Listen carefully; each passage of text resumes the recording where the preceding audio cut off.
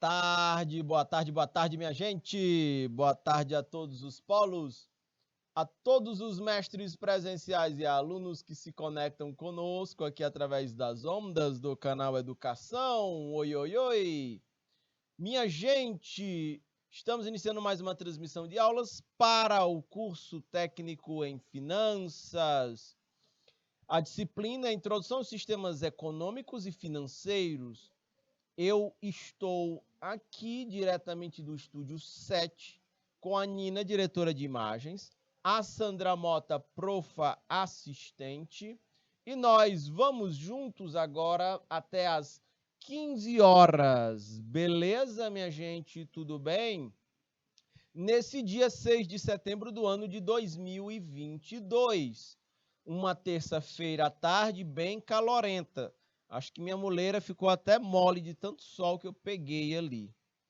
E hoje, né, minha gente? Hoje é dia da ação pela igualdade da mulher. Olha aí, por questões de gênero, a gente vive numa sociedade muito desigual entre homens e mulheres, e aí a gente está no dia de ação pela igualdade da mulher.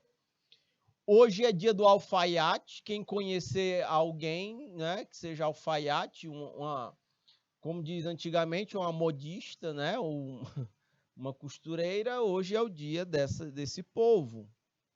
Hoje é dia do cabeleireiro, né, o da cabeleireira. Hoje é dia de combate à procrastinação, né? Procrastinação, que é o ato de você estar jogando, adiando, jogando para depois as tarefas ou urgências que a gente tem para dar conta agora. Depois vai acumulando e aí o bicho pega.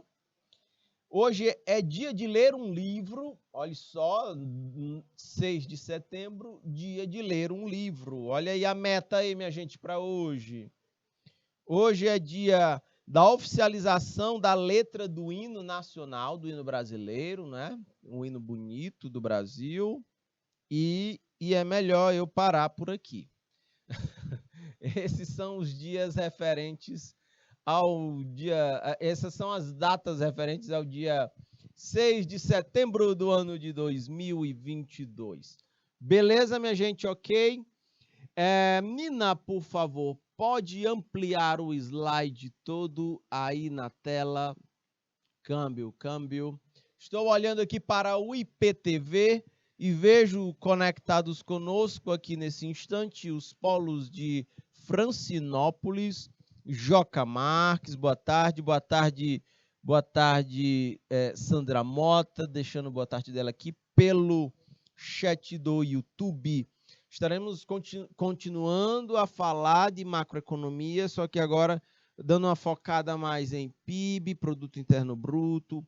Vamos tratar com mais detalhes aqui de inflação, de desemprego e o impacto disso tudo aqui na economia. Ok? Tudo bem? Beleza? Vamos adiante. Oi. Ei, câmbio. Ei, Nina, aconteceu acho que um probleminha aqui, viu? Foi na câmera, no enquadramento da câmera. Ah, beleza. Pois vamos adiante. É porque o fio do microfone encostou aqui no pé da câmera. Muito bem. Minha gente, ei, Nina, pode abrir Ah, tá bom. Muito bem. Então, minha gente, vejam, nós temos aqui, vamos falar sobre essa macroeconomia, e eu quero começar explicando, eu quero começar aqui explicando tá bom. Minha gente, a gente tem que fazer um ajustezinho aqui na câmera rapidinho, 1 minutinho, já eu volto.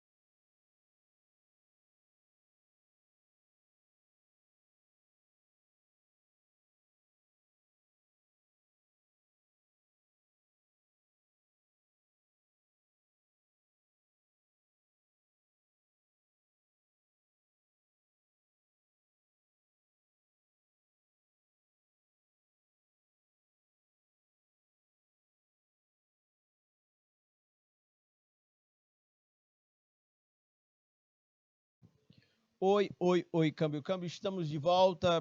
Pequeno ajustezinho técnico aqui, mas já estamos de volta. Minha gente, então eu quero mostrar para vocês como é que uma economia se comporta do ponto de vista de ciclo econômico. E eu vou estar fazendo isso e dando exemplos de como isso impacta na vida das empresas, que porventura vocês estejam a trabalhar como futuros técnicos em finanças, ok, minha gente? Porque vejam, uma empresa tem fatores internos que estão sob o controle dela. Eu falo de estabelecer o preço, que é a política de precificação. Eu me refiro, por exemplo, à gestão dos estoques. A empresa tem sob seu controle a qualidade do atendimento, o nível de qualidade dos produtos, né, que ela vai fornecer para os seus clientes. Isso tudo é decisão empresarial, é decisão micro do negócio. O detalhe é que o mercado ele é fortemente influenciado também por fatores externos, né? Por exemplo, a macroeconomia. Os movimentos da macroeconomia ocorrem, da economia como um todo, né, de forma mais geral. Isso acaba impactando no ambiente de negócios, acaba impactando na empresa, e a empresa não tem capacidade, né, de influenciar, está fora do raio de ação dela. O máximo que a empresa pode fazer é tentar, vai receber o impacto e tentar administrar esse impacto nos seus negócios, ok? Esses são pontos importantes. Então, eu quero mostrar para vocês, um ciclo econômico e como é que ele se comporta. Ei, Nina, pode botar o slide todo em branco aqui? Eu vou dar uma riscadinha para mostrar aqui para o povo como é que essa coisa funciona. Eu vou fazer aqui um gráfico. Aqui. Sacam? Deixa eu fazer esse gráfico maior. Só um minuto. Vamos lá. Aqui. Um gráfico maior. Aqui em cima eu vou estar tratando de PIB. Deixa eu botar mais fininho aqui com a caneta.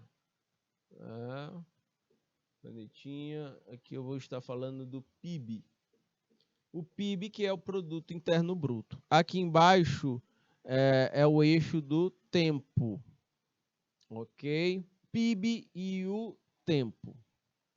Como é que a economia ela se comporta ao longo do tempo? Vejam só, Joca Marques Francinópolis, câmbio, estamos sendo acompanhados pela Jusilene Lima da Seduc. Boa tarde, Jusilene.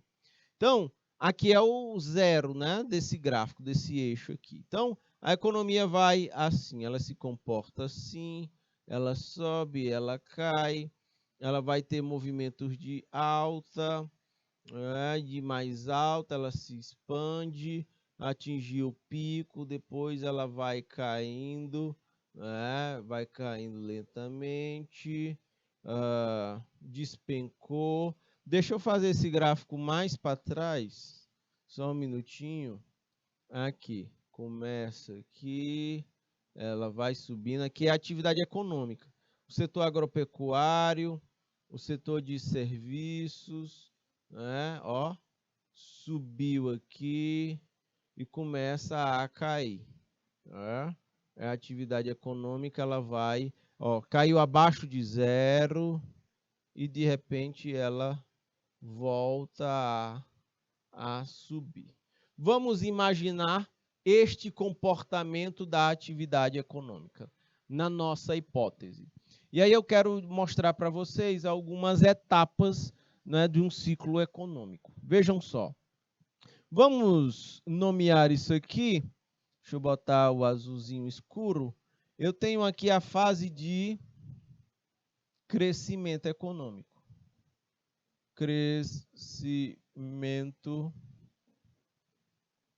Crescimento econômico. Nessa fase, eu tenho as pessoas estão consumindo mais, elas estão comprando mais, as empresas estão vendendo mais. E por vender mais, as empresas vão encomendar mais matérias-primas dos seus fornecedores. As empresas vão ter que contratar mais gente para dar conta. Eram pessoas que estavam desempregadas e começam a trabalhar. O mercado de consumo se expande, e aí mais compras, mais vendas, mais encomendas de matérias-primas. Tem empresa que já existe e ela aumenta seu funcionamento, ela aumenta sua estrutura. Tem o nascimento de novas empresas aí, nesse momento de crescimento econômico. É a melhor fase para um profissional da área de financeira estar à frente das finanças de um negócio, sacam? Até os erros, eles acabam sendo encobertos pela boa fase da economia. Os gestores podem até tomar decisões equivocadas, mas a maré econômica é tão boa que ela acaba compensando esses deslizes de gestão. Ok? Querem que eu dê um exemplo de deslize de gestão? É quando a empresa ela compra demais um determinado insumo e acaba que ela compra um insumo acima da capacidade que o mercado tem de absorver, por exemplo, e aí eu acabo tendo mais produto em estoque. Isso pode ser uma falha, pode ser um erro, mas o crescimento natural das vendas vai ajustando esse problema. Pode ser que ocorram alguns desperdícios de processo, desperdícios de má alocação de pessoas, desperdícios financeiros, mais perda de tempo. Só que o desempenho da economia está tão bom, o faturamento da empresa está tão crescente que isso acaba sendo encoberto, ok? Crescimento econômico. Ficou claro essa fase, minha gente? Sim ou não? Oi, Kathleen Talmas, boa tarde, boa tarde. Ficou claro essa etapa do crescimento econômico? Ela vai se espraiar por vários setores da atividade econômica, ok? E a economia vai crescendo, vai crescendo. Chega um determinado momento em que, aqui nessa fase de crescimento, tem um detalhe. Eu ainda tenho mais produtos e serviços sendo ofertados do que pessoas comprando esses produtos ou serviços. Ou seja, a oferta ainda está maior que a demanda. Ok? Eu ainda não tenho crescimento de preços, porque eu ainda tenho mais casas sendo vendidas, mais unidades de casa para serem vendidas do que gente comprando. Aqui eu ainda tenho mais computadores, televisores e geladeiras sendo vendidas do que gente comprando. Eu ainda tenho mais celulares sendo vendidos do que gente comprando. Ou seja, eu tenho uma folga produtiva. Eu ainda tenho mais produtos e serviços do que gente adquirindo esses produtos e serviços nessa fase do crescimento. O detalhe é que essa coisa vai expandindo até o momento em que a gente chega no pico. E no pico aqui, esse nome a gente chama de prosperidade, mas essa prosperidade ela é muito rápida e passageira, porque logo ela é seguida de uma recessão econômica. A atividade econômica que estava muito aquecida, ela passa a desacelerar. Uma característica dessa fase aqui de crescimento é que, na medida em que eu tenho mais gente trabalhando, e a redução natural do desemprego, o que acontece? O nível de salário das pessoas ele vai aumentando. Porque as empresas têm que pagar mais caro para ter profissionais trabalhando para elas. Não é? Porque há uma disputa maior de mercado. As empresas estão disputando os profissionais. Então, há uma valorização do salário. As pessoas consomem mais. Quando chega aqui na prosperidade, aqui eu já tenho mais gente comprando do que produtos e serviços ofertados no mercado. Ficou claro, minha gente? Eu tenho mais gente comprando comprando casas do que casas para serem vendidas. Eu tenho mais gente comprando televisores, geladeiras, carros, do que carros, geladeiras e televisores sendo vendidos. Querem um exemplo? Acontece quando tem lista de espera para comprar um carro. Ficou claro? A pessoa quer comprar um carro, aí o vendedor diz assim, olha, nós estamos sem produtos no estoque, você vai ter que esperar 2 meses até o carro chegar. E a pessoa fica, vocês sacam, vendeu tudo, já tem 2 meses de espera, a pessoa ainda espera para o carro chegar. Entendem como eu tenho mais gente querendo comprar do que carro para ser vendido? E quando esse carro vai ser vendido, ele vai ser vendido caro. Entendem isso?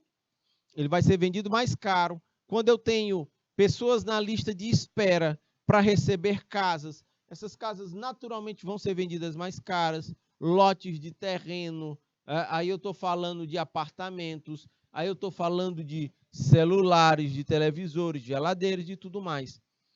Quando eu tenho mais gente comprando do que produtos e serviços ofertados no mercado, surge um negócio chamado de inflação. Deixa eu destacar aqui de roxinho. Uma característica disso aqui é a inflação. Ok? Inflação. Uma alta generalizada nos preços das coisas. Beleza, Kathleen? Câmbio. Quando a gente vê uma inflação, uma alta generalizada nos preços das coisas, aí o poder de compra da galera começa a cair, do pessoal. A gente vai ver até mais à frente, quando a gente estiver falando especificamente de inflação. As coisas ficam mais caras do que as pessoas podem pagar. As vendas caem, as empresas vendem menos, encomendam menos matérias-primas, começa a ter produto no estoque. A empresa pode iniciar um processo de demissão. Era gente que estava empregada com grana e agora gente que está desempregada sem grana. Então, o mercado ele vai esfriando e eu passo a ter agora um comportamento de queda na atividade econômica. Ok, tudo bem? E essa fase eu a chamo de... Só um minuto. Eu a chamo de recessão. Ok? Eu chamo de recessão. Uma queda do nível de atividade econômica. Tudo desacelera, ok? Nesse momento de recessão econômica. E vejam, aqui nesse momento, aí as empresas começam a experimentar dificuldades, porque caem nas vendas, caem nas compras, caem as vendas, cai o faturamento, e aí administrar financeiramente as empresas, meus caros futuros técnicos em finanças, independente do segmento, independente de ser agropecuário, de ser o setor de serviços, o comércio ou a produção industrial, aí eu começo a ter prejuízos, eu começo a ter resultados financeiros negativos. É mais difícil fazer gestão nesses momentos. Não tem aquela frase que diz, bons ventos não fazem bons marinheiros? É por aí, é nessa hora que as tempestades começam e a gente vai ver, de fato, quem é que consegue gerir sob pressão, sobretudo pressão negativa, de indicadores negativos. Ok? Isso aqui é recessão econômica. Minha gente, se essa recessão se prolonga demais, aí a gente tem uma outra fase do ciclo econômico. Ela está aqui no fundo do poço ou no fundo do vale. Essa fase ela é chamada de depressão econômica. Depressão econômica, ok? É o fundo do vale aqui, ok? E aí, na depressão econômica, é tudo de ruim da recessão prolongado, entendem? Nessa depressão econômica, aqui as empresas, eu começo a quebradeira de empresas, porque vejam, os preços caem mais. As empresas têm que baixar os preços das coisas, porque já que as pessoas não estão comprando, porque tem alto desemprego, tem queda na renda, as pessoas compram menos, as empresas vão baixando os preços para tentar fazer com que as pessoas comprem. Detalhe, né? Chega um momento em que as empresas começam a vender seus produtos por um valor abaixo dos custos de produção. Aí as empresas começam a ter prejuízo. Não é só queda no faturamento ou nas vendas, agora é prejuízo. E aí, prejuízos acumulados podem levar uma empresa à quebradeira, né? Então, eu tenho um grave problema aí na economia da depressão econômica. Sacam isso? Estados Unidos viveu isso nos anos 1929. A Argentina viveu isso entre os anos de 1999 e 2000. Ok. A própria Venezuela ela vem passando por essas, vinha recentemente passando por essas questões. Não sei dizer mais atualizado, eu preciso dar uma consultada para ver. Ok. Mas de forte queda na atividade econômica e quando ela se prolonga ao longo do tempo. Eu tenho destruição de capital. Tudo isso aqui precisa ser evitado, porque quebradeira de empresas, queda na renda, e aí isso é desastroso para uma atividade econômica. E outro ponto, né? Para sair de uma depressão econômica e chegar numa nova fase do ciclo econômico, agora, para esta fase aqui, que a gente chama ela de recuperação. Para chegar nesta fase de recuperação aqui, é preciso uma atuação do Estado na economia.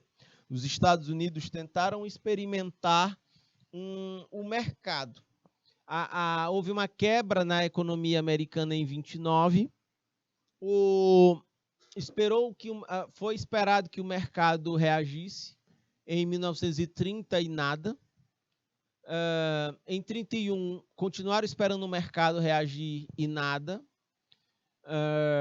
1932, nada. Somente em 1933, quando o governo americano resolve entrar e estimular a atividade econômica, é que começa um processo de recuperação econômica. Beleza, minha gente, tudo bem? Como é que se dá essa recuperação econômica? Algumas estratégias podem ser adotadas, né? A gente chama de medidas anticíclicas. Acompanhe minha linha de raciocínio. Eu vou manter aqui esse gráfico para vocês irem avaliando tudo que acontece ao longo dessas mexidas todas aí no gráfico. Vejam, numa recuperação econômica, o governo pode realizar fortes investimentos em infraestrutura. Por quê? Porque se um governo faz uma grande obra de infraestrutura, ele não vai executar a obra, ele vai pagar por ela, ele vai desembolsar. Quem vai receber? As empreiteiras privadas, as construtoras, que para fazer a obra vão receber do governo e vão alugar máquinas e equipamentos, vão contratar pessoas que estavam desempregadas e agora estarão empregadas e trabalhando na construção civil. Essas empreiteiras irão comprar cimento, irão comprar ferro e aço da indústria siderúrgica, irão comprar tijolos e cerâmicas, então, e telhas. Então, veja, quando há uma expansão da construção civil, ela puxa outras atividades. E aí você vai ver uma injeção de grana na economia que estava faltando.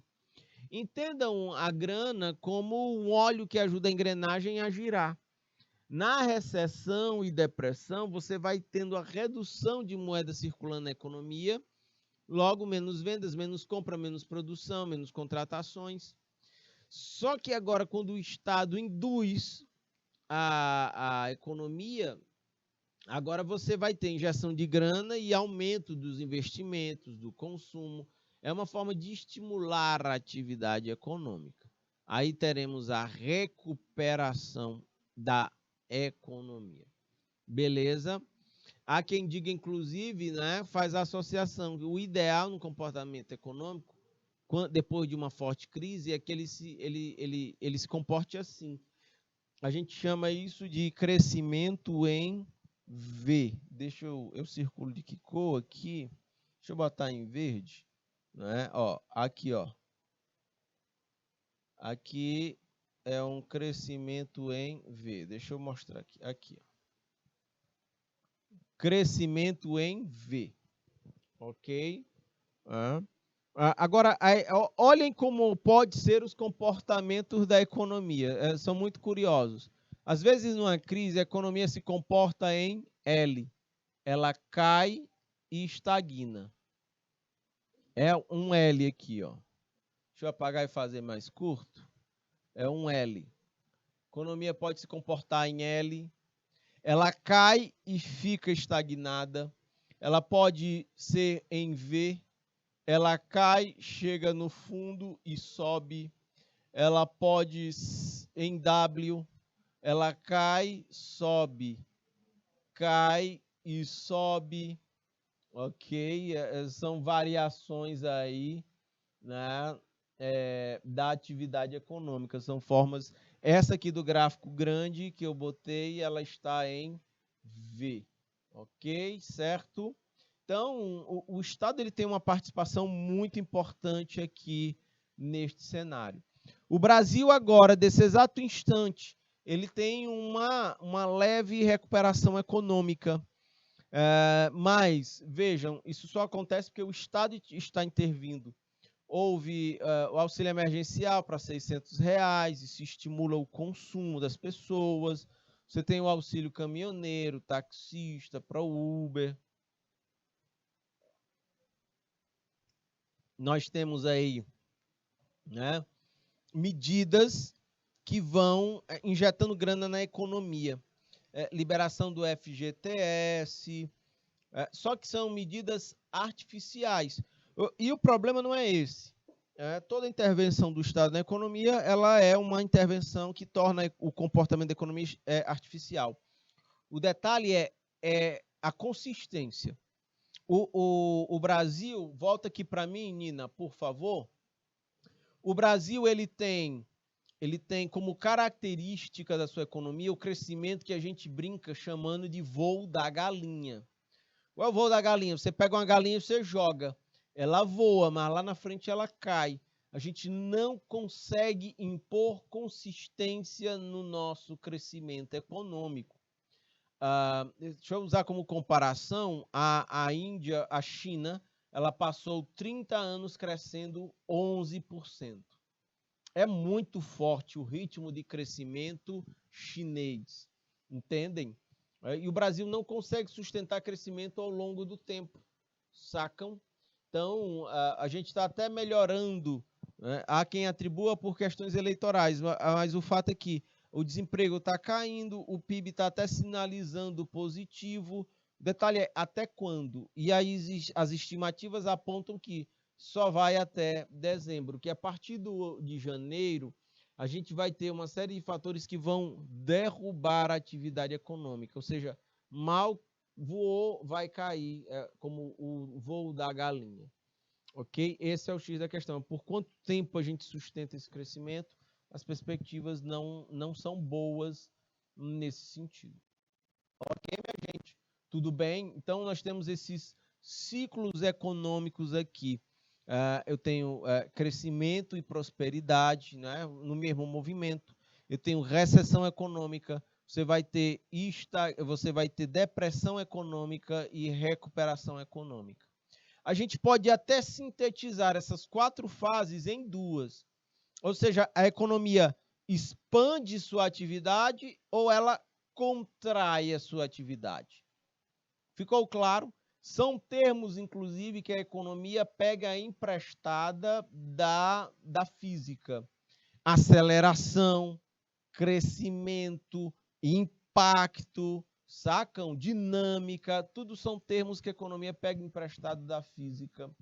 Então, existem esses movimentos de expansão da atividade e de contração. É uma síntese, é como se a expansão da economia ela juntasse crescimento, prosperidade e recuperação econômica.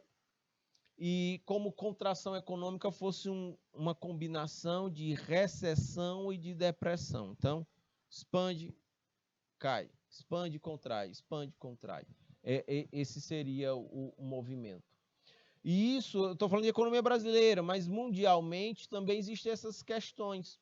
Nos Estados Unidos, por exemplo, estimativas apontam para o risco de uma recessão econômica, de uma recessão, de uma queda na atividade americana da economia. Como é a maior economia mundial, se os Estados Unidos caírem, eles acabam que puxando todos os demais outros países juntos. E aí seriam os efeitos negativos de uma recessão global.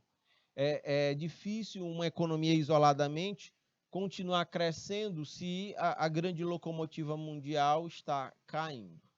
Ok, câmbio. Boa tarde, Kelly. Boa tarde, seja bem-vinda para mais essa transmissão de aulas do curso técnico em finanças, né, da disciplina Introdução aos Sistemas Econômicos e Financeiros.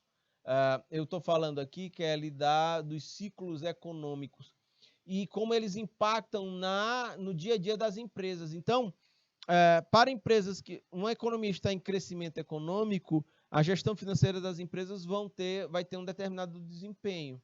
Se a economia entra em recessão, aí eu tenho um outro conjunto de elementos que eu tenho que levar em conta na gestão financeira, nas minhas tomadas de decisão. Isso vai afetar o faturamento da empresa, vai afetar as margens de lucro, pode afetar uma série, a capacidade de cumprir contratos. Nós vamos ter uma série de questões que estão postas aí. Ok, minha gente? E o gestor financeiro e o profissional técnico em finanças, é preciso, minha gente, eu sempre tenho batido nessa tecla, vocês precisam agir localmente e pensar globalmente, até porque o globalmente exerce impactos no dia a dia das empresas, independente do segmento em que elas atuem. Independente de ser agropecuário, de ser industrial, de ser prestador de serviços ou varejo ou comércio. Ok, minha gente, tudo bem, sim ou não? Então, nós temos todos esses pontos que merecem destaque aqui neste ciclo econômico e como ele afeta as empresas e como as tomadas de decisões precisam levar em conta tudo isso. Ok, minha gente, tudo bem? Câmbio. Aqui essas são as fases do ciclo econômico. Ei, Nina, câmbio. Nina, deixa eu te pedir uma coisa. Eu queria que você pudesse, Nina, estar de novo conectando, compartilhando na tela com a galera o navegador lá. Minha gente, nós vamos ter no dia 8, a partir do dia 8 de setembro, até o dia 11, a Feira do Empreendedor, né, no Sebrae. E eu quero mostrar para vocês, a Nina vai compartilhar a tela aqui com vocês, o site, ele vai falar um pouco do evento, porque vai mostrar, tem a Feira do Empreendedor, confesso, não tenho certeza se ele vai ser híbrido, se vai ser transmissão digital ou se a transmissão vai ser só presencial. Eu acredito que seja digital também. Se assim o for, vocês podem daí fazer a inscrição de vocês para acompanhar algumas das programações aqui da Feira do Empreendedor 2022, que vai ser no Centro de Convenções aqui em Teresina, entre os dias 8 e 11 de setembro. Ou seja, hoje é 6, amanhã é o feriado dia 7, e aí logo dia 8 começa a Feira do Empreendedor. Aqui tem várias pistas de possíveis lugares, setores em que vocês poderão estar trabalhando como futuros técnicos em finanças. A Feira do Empreendedor é considerado o maior evento de empreendedorismo do Piauí, vai acontecer no Centro de Convenções, muita apresentação de oportunidades de negócios, vão acontecer palestras, informações, inovação, ideias de negócios e muito mais. Ok, tá aqui. Vamos adiante. Aqui tem alguns contatos. Quero botar aqui a programação. Veja, aqui tem algumas dicas de áreas em que vocês podem trabalhar.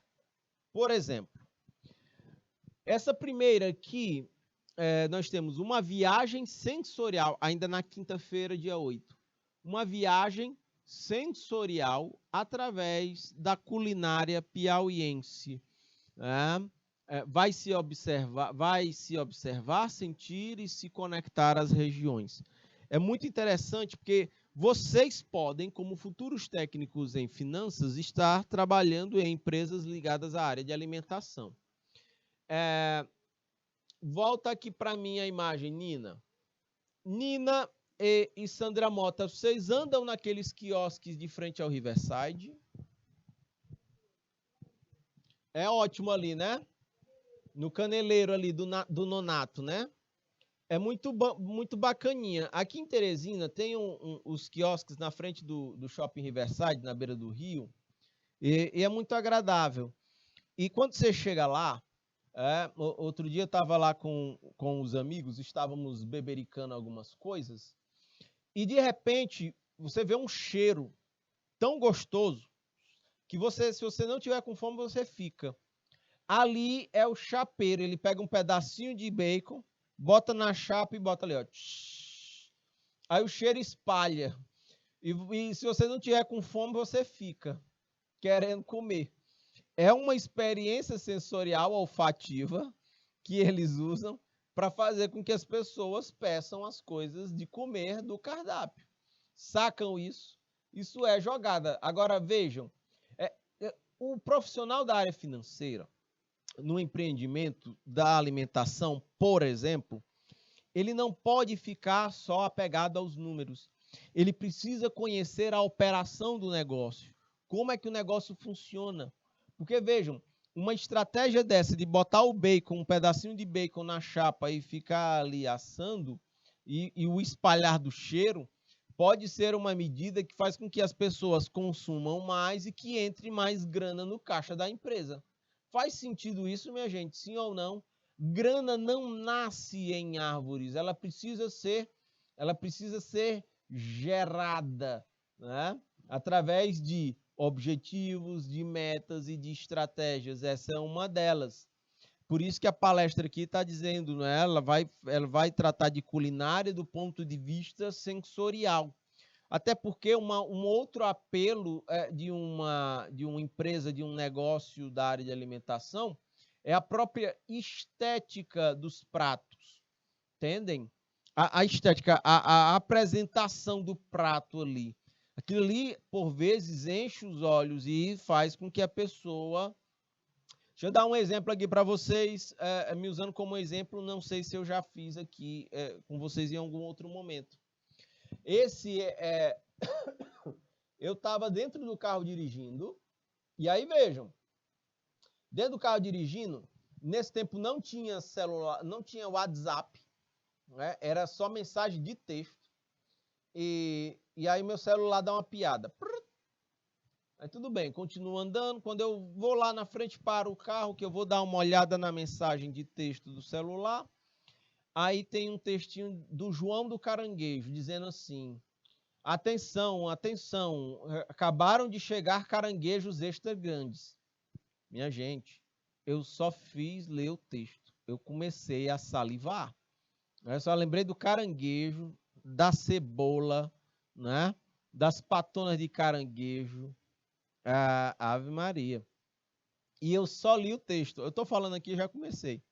Eu só estou falando do texto. Eu não vi imagem. Eu não senti cheiro.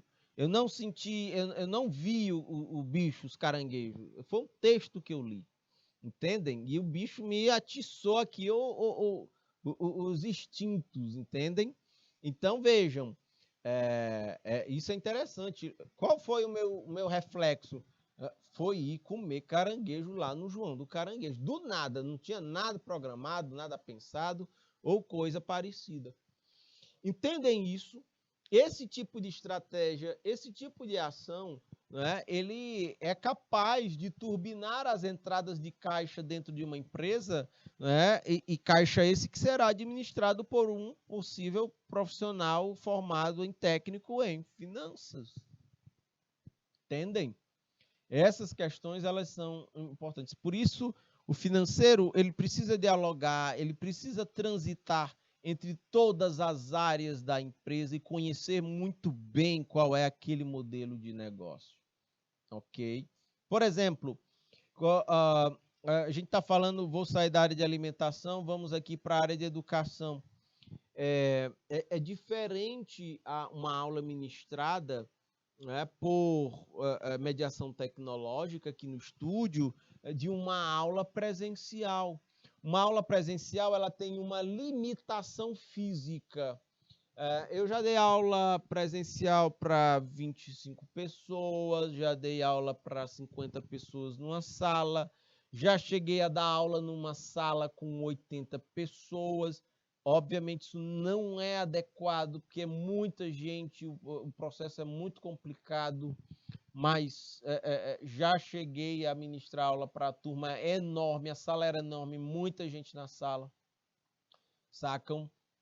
É um esforço muito grande, mas ainda assim, percebam, a sala está condicionada a questões físicas, entendem? É uma aula linear, sacam?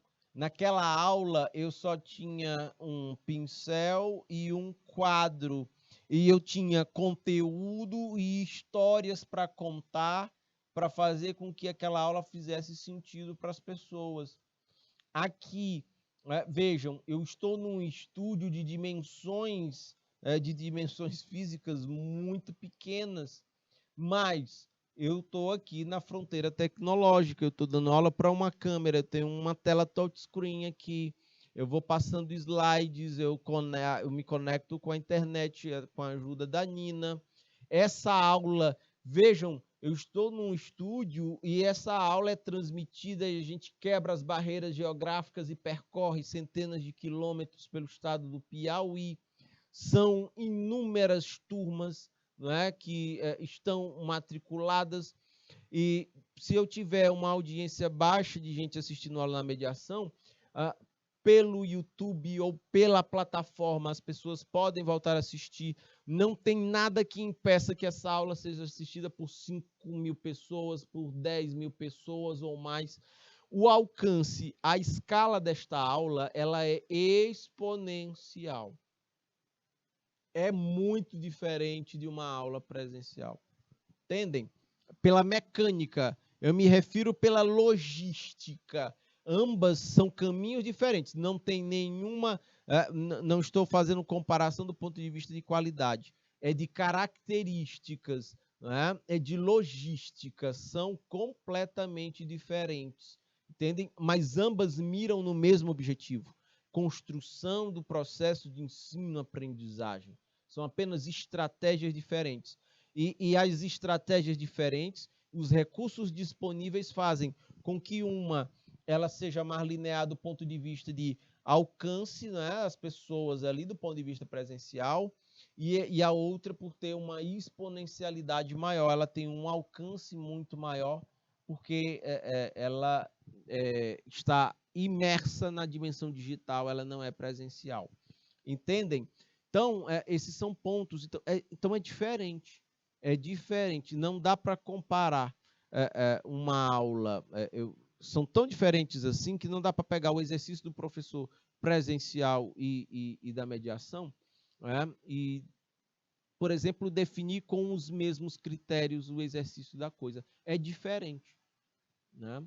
Então, vejam só, por toda a estrutura que está envolvida, pelo número de pessoas que estão envolvidas no processo. Ora, eu estou aqui, tem a Nina como diretora de imagens, tem a Sandra Mota ali, a gente é acompanhado e supervisionado pela SEDUC, a gente tem o suporte técnico nos dando cobertura, né? Ou seja, tem uma equipe grande trabalhando para que essa transmissão esteja rodando nesse exato instante, onde eu saio daqui, chego em Francinópolis, onde eu saio daqui, chego em Joca Marques. Entendem isso? Então, é muito interessante essa pegada. Sacam? Nina, bota de novo aqui no site do Sebrae, compartilha a tela aqui com a galera, porque existem outras pistas de atividades em que vocês podem se inserir. Eu vou até aumentar um pouquinho aqui a fonte. Aqui para ficar melhor para vocês darem uma lida.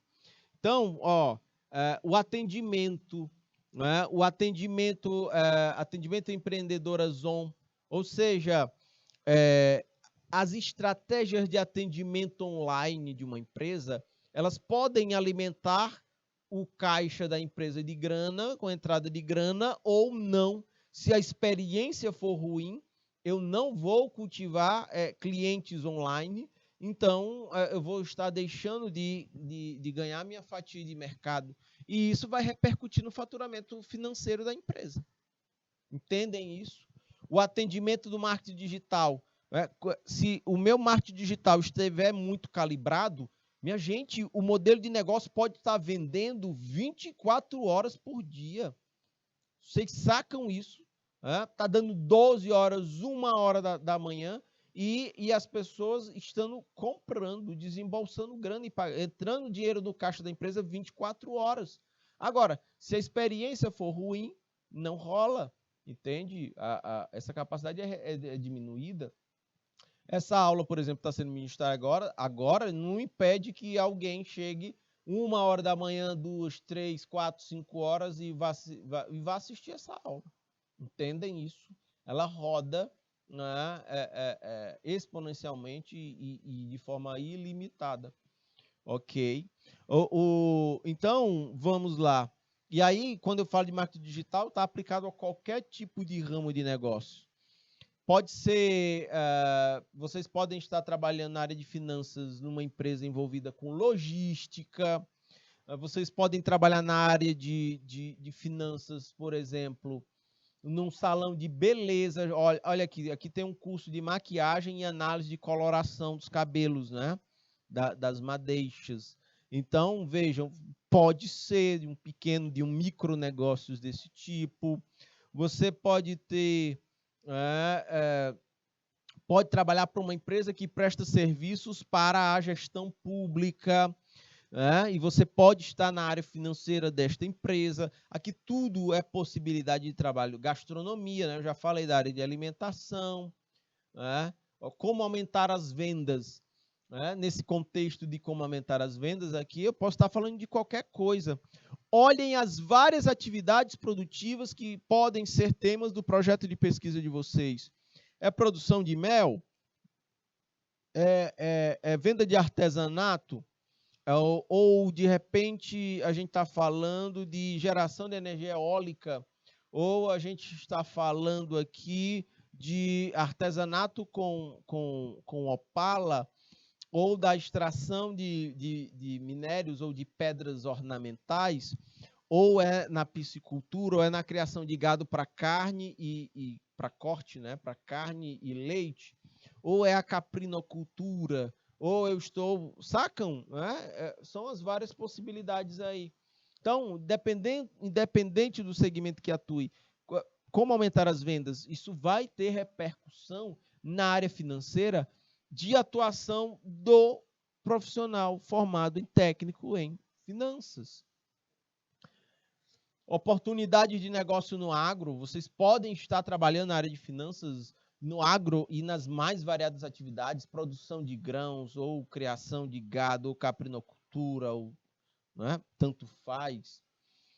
Como reter os melhores profissionais? Ora, se na empresa de vocês a empresa conseguir reter os melhores profissionais, podem ter certeza que isso vai repercutir positivamente no caixa financeiro, na empresa, entendem? E nas finanças nas quais vocês vão estar ajudando a gerir. Agora, se na empresa ela não consegue reter os melhores talentos, os melhores profissionais, isso também pode repercutir mal no faturamento da empresa, no retorno financeiro que ela é capaz de gerar para os seus proprietários.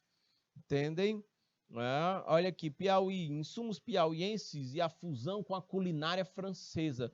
Isso aqui é uma viagem, minha gente. Juntando elementos da culinária piauiense e misturando com a comida francesa. Isso aqui é um restaurante buscando se diferenciar de todos os demais e para cultivar uma carteira de clientes, a sua fatia de mercado. E, obviamente, conseguir gerar, porque no final das contas, todas essas melhorias, todos esses esforços estão voltados para uma única razão: maximizar os lucros dos negócios. Faz sentido, sim ou não? Lucros esses que estão gerenciados pela área financeira e, de repente, por um futuro técnico em finanças. Boa tarde, Júnior Costa.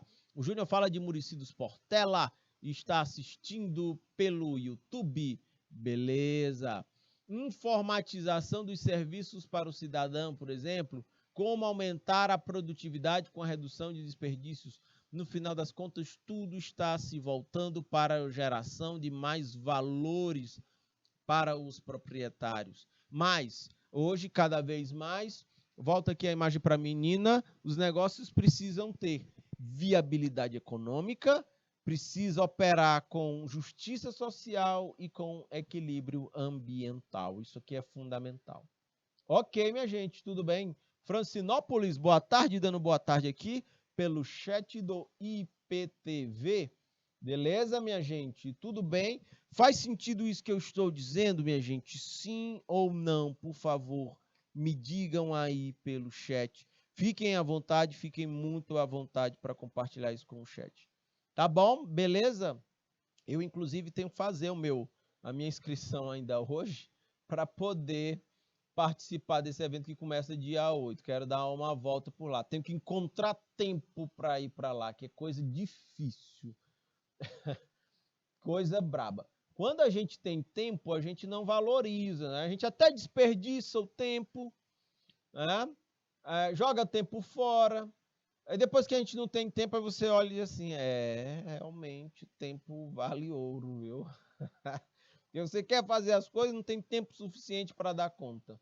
Entendem? Esse é um dos grandes dilemas da vida adulta, viu? Não, vocês vão chegar nesse momento, viu? Por enquanto, vocês têm uma relativa abundância de tempo.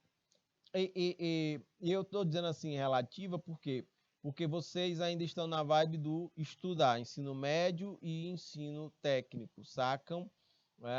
Já é muito tempo preenchido produtivamente. Isso é maravilhoso.